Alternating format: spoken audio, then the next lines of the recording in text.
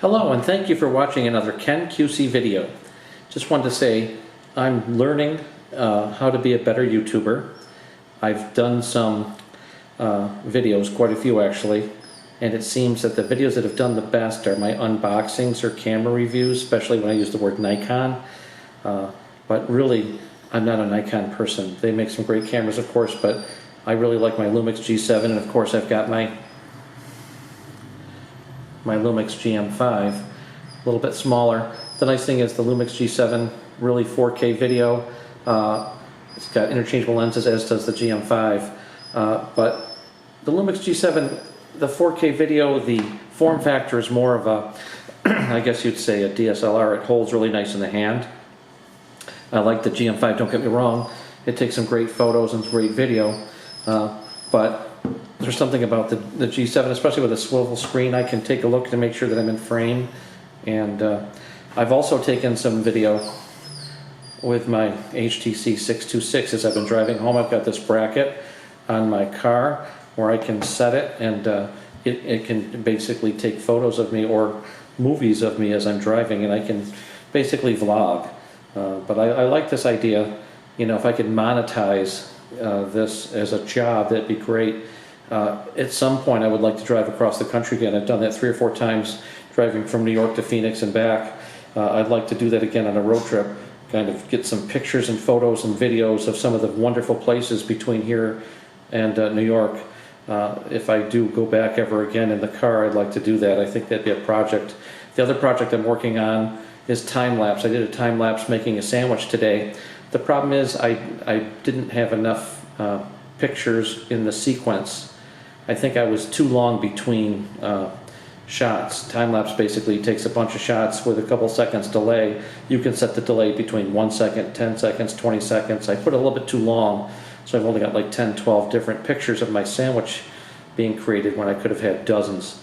So what I'm going to do this weekend, I'm going to find a spot where I can drive a little bit out of town, park the car, and do the Milky Way. With a long exposure and on a tripod, I can get some really good scenery, I think, of the sky, of all the stars. It can be very pretty.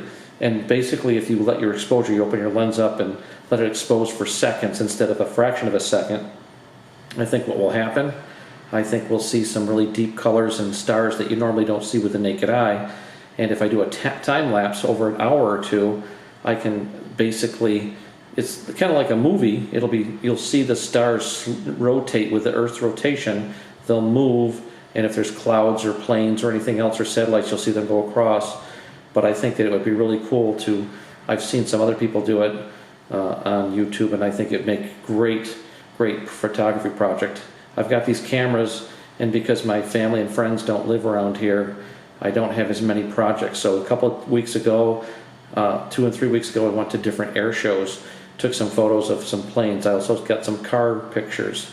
So I have to find some willing models or subjects of interest to take photos of.